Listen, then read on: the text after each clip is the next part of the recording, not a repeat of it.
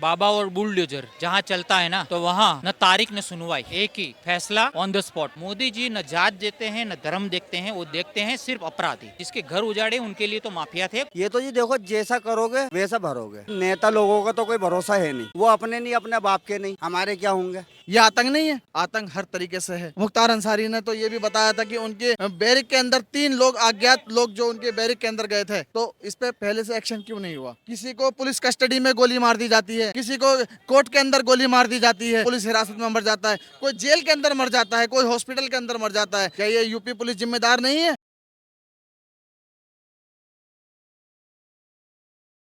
नमस्कार, ओ न्यूज हिंदी देख रहे हैं आप। मैं हूं आपके साथ अभिषेक कुमार। हम इस वक्त खड़े दिल्ली के जामा मस्जिद के पास।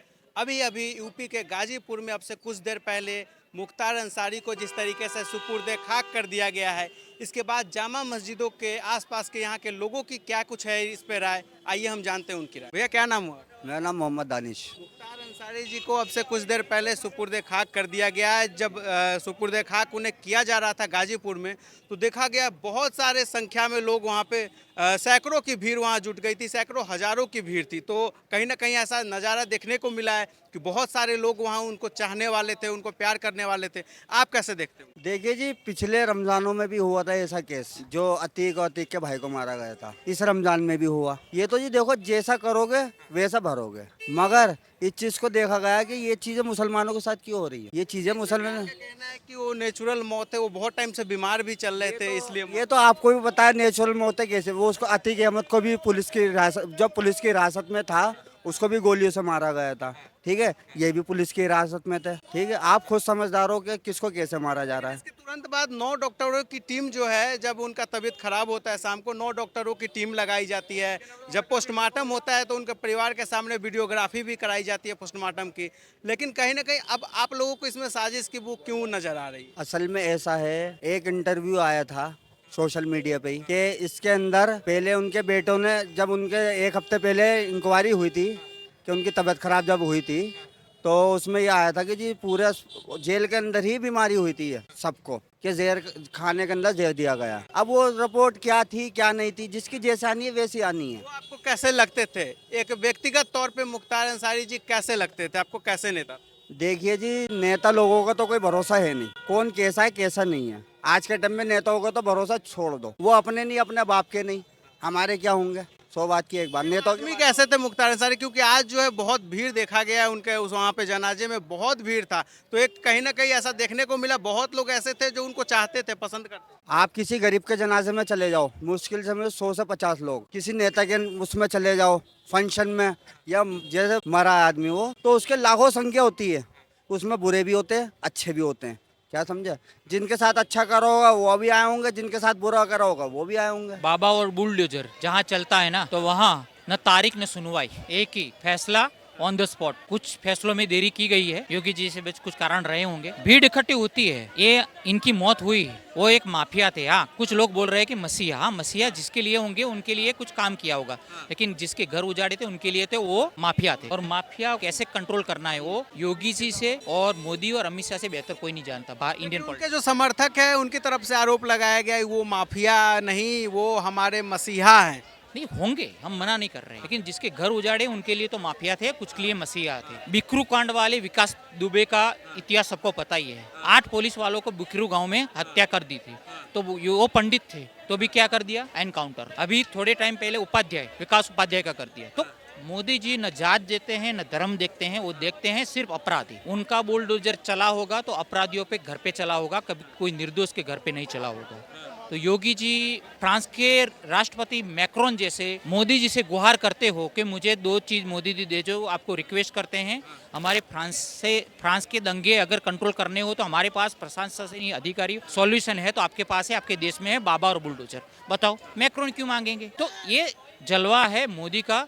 और मुझे लग रहा है कि जैसे ऐतिहासिक फैसले मोदी जी के नेतृत्व और केंद्रीय नेतृत्व में लिए गए, आने वाले टाइम में पीएम के चेहरे के तौर में योगी जी को लोग देते हैं। इसलिए एक तारीख नहीं, सुनवाई ऑन द स्पॉट फैसला। यानी जो ये आप इस मौत को कैसे देख रहे हैं? ये एक नेचुरल मौत है या सरकार जो आरोप विपक्ष लगा रहा है वो आरोप सही है? नेचुरल मौत है, बिल्कुल नेचुरल मौत है, उसमें कोई शंका और डाउट है नहीं। क्योंकि देखो योगी जी ने बुलडोजर तो चलाया है, लेकिन एक आर्थिक तरक्की वाला ही बुलडोजर चलाया है। कैसे? कि आज इंडियन जीडीपी में 11.8 यूपी की जीडीपी इंडिया को इकोनॉमी को कंट्रीब्यूट करती है। तो आप आर्थिक तरक्की भी देखो, एक साइड नहीं, अपराधियों को तो कंट्रोल किया है, लेकिन इकोनॉमिक गतिविधि, जो आर्थिक गतिविधियां भी यूपी में बढ़ गई है, स्पिरिचुअल टूरिज्म बढ़ गया है। तो मैं तो बोलता हूँ ऐसे योगी जी के लिए एक नहीं 100 सलाम। देश का जो विपक्ष है वो कहीं ना कहीं अब इस मौत पे जांच की मांग कर रहा है, तो विपक्ष की तरफ से ये रोना क्यों? विपक्ष कह रहा है, ये रो रहा है विपक्ष इस मौत। जितने विपक्षियों ने माफिया को शरण दिया था, पनाह दिया था, वो तो करेंगे, बिल्कुल करेंगे, क्यों नहीं करेंगे, उनके सपोर्ट में रहेंगे। वही तो कैसे पनपे, कैसे उनका डेवलपमेंट हुआ, कैसे उनका गुनाहित प्रवृत्तियों का आर्थिक जो साम्राज्य कैसे फैला, ऐसे फैल गया क्या? किसी ने तो, कुछ तो सरकार में रहा होगा बैक सपोर्ट। तो मैं तो इसीलिए बोलता हूँ मोदी और योगी दो ही काफी है जो मुजरिम और अपराध के लिए, इलाज के लिए, दूसरी तीसरी की कोई जरूरत नहीं है। अमित शाह बैकडोर करते हैं, वो भी चाणक्य हैं गुजरात के। मुख्तार अंसारी जी का आपसे कुछ देर पहले वहाँ पे सुपुर्द खाक किया गया गाजीपुर में, थोड़ी देर पहले वहाँ बहुत भीड़ देखा गया है उस दौरान। तो कहीं ना कहीं एक ऐसा नज़ारा देखने को मिला है, बहुत सारे लोग उनको चाहने वाले, पसंद करने वाले थे। आप कैसे देखते हैं? पहली बात तो मैं आपको ये बता दूं, जो मुख्तार अंसारी थे ना, जो जितना उनको मीडिया ने और जितना बीजेपी ने उनको बदनाम करा के वो बाहुबली थे। आप ग्राउंड रिपोर्ट पे अगर आपके सच्चे पत्रकार हो ना, गाजीपुर जाके ग्राउंड रिपोर्ट पे एक बार रिपोर्टिंग करके देख लो, जो वहाँ का गरीब तबका है ना, कितनी हेल्प करी है वहाँ पे उन्होंने जाके। चाहे वो हिंदू हो, चाहे मुसलमान हो, चाहे वो गरीब हो, चाहे कम्युनिस्ट हो, चाहे वो दलित हो, उनके लिए जाके देखो कितना काम किया है। आज वहाँ की हर घर में माएँ रो रही हैं, आज हर घर में भाई रो रहा है वहाँ पे गाजीपुर के अंदर। आज वहाँ के गाजीपुर के अंदर हर घर के अंदर बहनें रो रही हैं कि हमारा भाई चला गया, हमारी औलाद चली गई। जो प्यार करते थे तभी इतनी संख्या में भीड़ थी, वहाँ जुटा हुआ था। और लोग वहाँ के बताते हैं कि वो जनता दरबार भी लगाते थे जिसमें फरियादियों की वहाँ पे बात सुनी जाती। ये बिल्कुल सही है। और यहाँ तो कुछ नहीं है, ये दिल्ली है। आप अगर ग्राउंड रिपोर्टिंग देखनी है, दिल की मोहब्बत देखनी है और दिल की गहराइयों से मोहब्बत देखनी है, तो आप गाजीपुर जाके देखिए। वहाँ सिर्फ एक बार जाके पूछे किसी से भी कि अतीक अहमद के घर जाना है, ठीक है, मुख्तार अंसारी के घर जाना है, आपको बच्चा बच्चा हाथ पकड़ के आपका माइक लेके घर तक छोड़ कर आएगा, वो है अतीक अहमद। आप क्या बात कर रहे हैं? ये सिर्फ बीजेपी ने उनको जहर दिया है। जब उन्होंने 18 तारीख को लेटर में लिख के कोर्ट में दिया, बाय लिखित में दिया है, तो फिर कोर्ट ने उस पर कार्रवाई क्यों नहीं की? जो वहाँ के जो जेल के जो जेलर होते हैं उनको जो सस्पेंड किया है, तो वो अतीक अहमद के, मुख्तार अंसारी पे उस पर सस्पेंड नहीं किया है। जो वहाँ की जेल की जो व्यवस्था है ना, उस पर लापरवाही के लिए सस्पेंड किया गया है। आज मीडिया जो दिखा रही है कि वहाँ के जेलर को सस्पेंड कर दिया, वहाँ 3 अधिकारी को सस्पेंड कर दिया, सच्चाई तो ये है कि वहाँ पे जो है ना, जो उनके काम है उसको काम के लापरवाही की वजह से सस्पेंड किया गया है। मुख्तार अंसारी ने तो ये भी बताया था कि उनके बैरिक के अंदर 3 लोग, अज्ञात लोग जो उनके बैरिक के अंदर गए थे, तो इस पे पहले से एक्शन क्यों नहीं हुआ? यानी कहीं ना कहीं आपको लगता है कि उन्हें जहर देकर मारा गया है? 101% जहर दे के मारा गया है। जो इंसान आज ठीक है, कल को वो खड़ा होने की भी हिम्मत ना रहे। एक दिन में कोई इतना मरीज गर्क नहीं होता कि वो बिल्कुल ही खाना पीना छोड़ दे, उठना छोड़ दे, बैठना छोड़ दे। अभी आपको अस्पताल में भर्ती कराया जा रहा है, 14 घंटे के ट्रीटमेंट के बाद आपको जो है आपकी पीठ पे हाथ मार के बोल दिया जाता है कि जाइए आप, ठीक है, आप जेल में। फिर वही 2 दिन बाद वो रोजा खोलने के बाद फिर वही शाम को फिर वापसी भर्ती कर दिया जाता है और उनकी डेथ हो जाती है परसों। इससे क्या सबूत में? अंदर से कई बार ऐसा हुआ कि ज्यादा खाने की वजह से भी वो बीमार पड़े, जब ज्यादा खाया है, ऐसे अंदर से रिपोर्ट आ रही है। आप मुझे रोजे के बाद खिलाएंगे? ये जामा मस्जिद है और यहाँ होटल है, जिस होटल में खिलाएंगे, जितना खिलाएंगे उतना खाऊंगा मैं। खिलाएंगे आप खिला के देखिए मुझे, मैं खाऊंगा और देखता हूँ मैं बीमार पड़ता हूँ या आपकी जेब ढीली पड़ती है। वो पहले से भी बीमार थे, जब वो पंजाब से यूपी ले जाया जा रहा था तो देखा व्हील चेयर पे वो बैठ के जा रहे थे। उन्होंने अंदेशा दे दिया कि ये जेल मेरे लिए ठीक नहीं है, मुझे यहाँ की यूपी के अलावा यूपी के किसी और हिंदुस्तान के किसी राज्य में मुझे भेज दो, किसी भी जेल में भेज दो। तो क्यों नहीं भेजा गया? सुप्रीम कोर्ट में भी सुनवाई चल रही थी।